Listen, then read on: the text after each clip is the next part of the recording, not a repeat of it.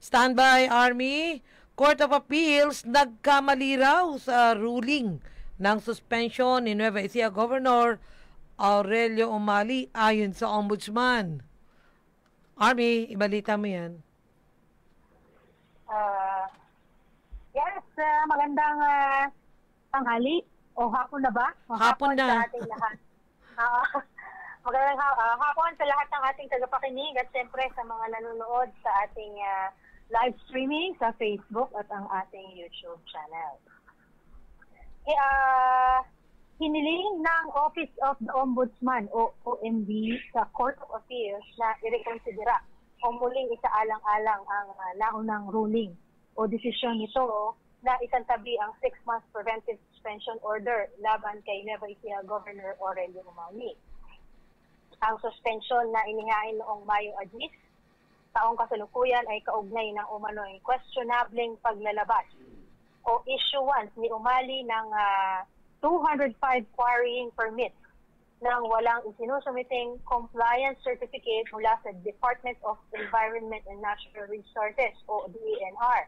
Kasama din dito ang umano'y hindi pagre-remit ng pamahalaang lokal ng Nueva Ecija nang nakokolektang buwis o excise taxes mula sa quarrying operations sa mga concerned local government kung saan ito nakatayo. Ang mga grounds of suspension na ito ay mula sa isinampang kaso ng isang Roberto Doldolao na grave misconduct, gross neglect of duty, and conduct prejudicial to the best interest of the service noong Marso 2024 na siyang iniimbestigahan ng Office of the Ombudsman. Sa motion na inilabas ni Assistant Ombudsman Azriman Rafanan noong September 5, hinimok ng tanggapan ang Court of Appeals na mag-inhibit ito mula sa kaso. At sinabing masyadong mabilis ang paglalabas nito ng restraining order para maipawalang bisa ang suspensyon.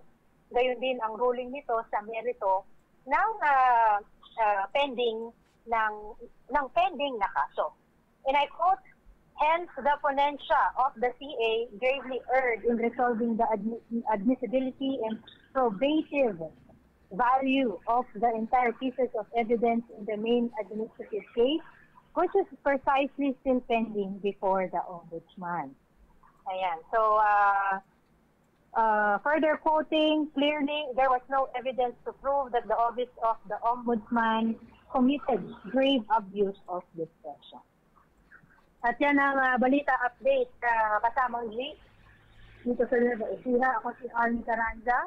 Kasama mo sa pagbabalita at sa servisyo. Sama-sama tayo, Pilipino. Okay. Maraming salamat, Army. So, yung sinasabing nagkamali ang Court of Appeal sa kanilang ruling ng suspension kay Gov. Umali, kanino ito pumapabor? Doon ba sa nag-file ng case o kay Governor Umali? Doon sa nag-file ng case, definitely. Kasi nag-file ng case laban kay Umali. Oo. Isinight nga dyan yung napakabilis na paglalabas ng restraining order. No? Ng support of Appeal, tatandaan mo noon, parang naging controversial pa yan kasi wala pa yatang 24 hours. Hindi ko matandaan kung yun yung eksaktong bilang ng o ilang araw. Kaya within a span of 1 day, yung restraining order ay inilabas para harangin at hindi na i-issue o walang visa yung restraining order. Oo, yung TRO. So, yung TRO yun. Oo, yung temporary restraining order. Pero bakit kaya ngayong September lang?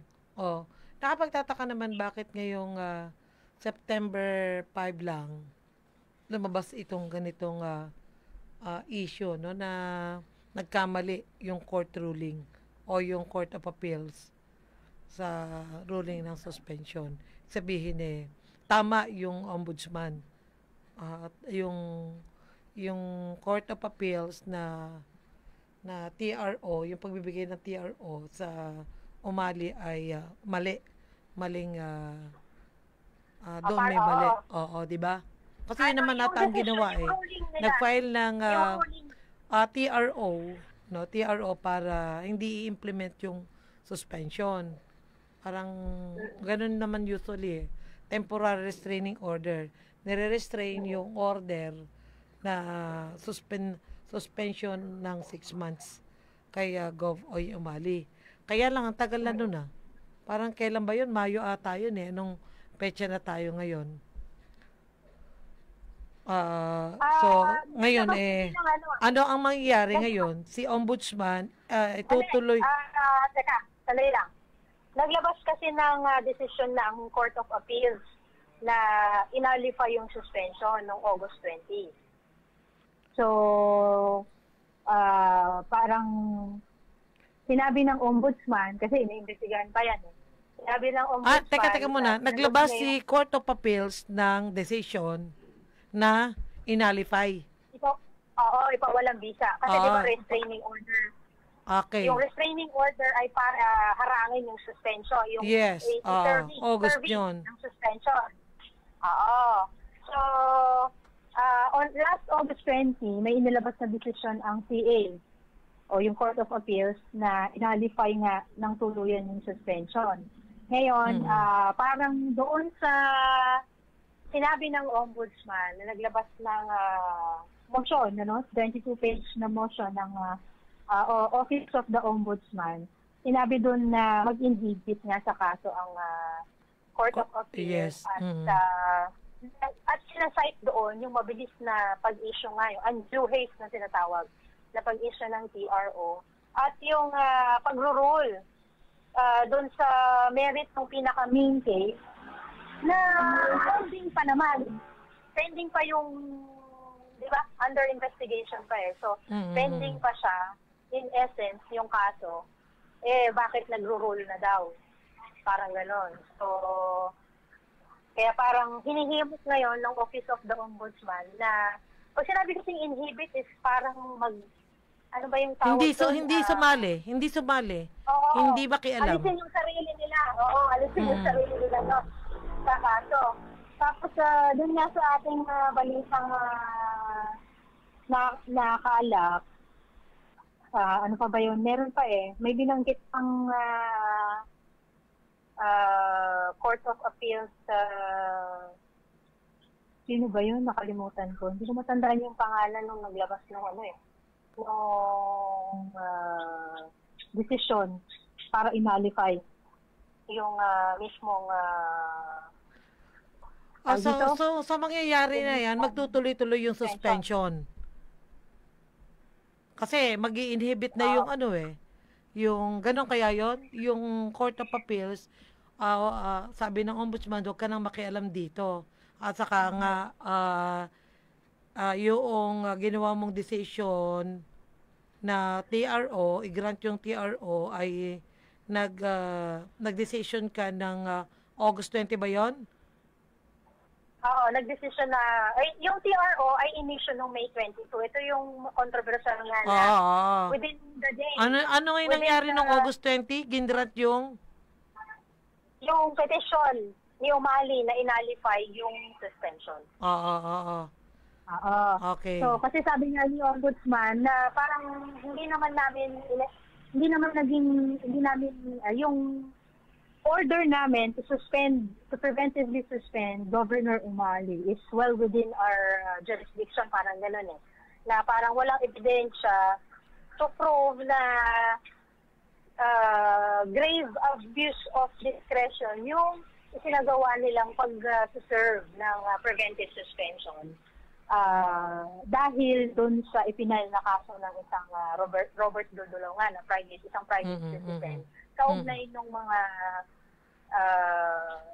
quarrying permits. Ayun. Kaya sa tinatakbo ng kaso ng suspension ay parang lumilitaw na ina-assert nitong ombudsman na i-implement yung decision for suspension kasi nga na-pending, di ba? Ganun na yung tutunguhin yan. Oo. So, yung motion nila ay parang i-reconsider ng Court of Appeals yung unang ruling, yung earlier ruling na i-set aside o ipawalang visa o ano ba ang Tagalog ng set aside? Ayun nga. Isang tabi, yung kanilang naging decision. Yung pag-grant nila ng TRO. At yun saka yung nullification nullification. So, ano status ngayon ni Gov. Oy Umali? Kasi, di ba, siya ba suspendido? Siya ba mag-a-assume in office? Kasi ang nag-a-assume ng office ditong mga nagdaang buwan ay si Vice Governor Anthony Umali o ay si Governor. Yun nga, kasamang G, since may acting tayo ng governor, so, ibig sabihin, suspended pa rin. Pero wala pa kasing ibang update. Ito lang yung lumabas na saka hindi rin masyadong... baka hinihintay pa itong sagot naman ni Court of Appeals o doon sa sinasabi ng ombudsman na nagkamali sa ruling. Ganon ano. O siya, sige, basta subaybayan na lang natin yan. May ganyang problema. So, ang gusto ng ombudsman, yung kanyang decision at order ay may implement, no? Kanya lang, kaya pinapa-inhibit niya itong Court of Appeals. So, pero syempre, ang Court of Appeals, nag-decision kasi siya ng mas maaga, ng August 20, nagbigay na granted yung TRO. Diba? So, andun pa rin. Kumbaga, nagsasagutan pa lang. Kaya parang, hindi kayo malinaw kung pending ang suspension, or implement ang decision ng suspension. Pending ang suspension. Hindi. Ilinawin natin. Yung TRO is para hindi i-serve yung preventive suspension. Nangyari noong May. Ilinawin natin noong May 22. Yung nilabas noong August 20, nullifying the suspension na yon. So, hindi yun TRO. Yun ay pinapawalang visa na yung kanyang suspension. So, in essence, kasi suspended din si Governor Umali Kasi di ba meron nga tayong acting governor. Unless, kasi I don't know. Pero sumagot nga itong sumagot nga kasi si Ombudsman.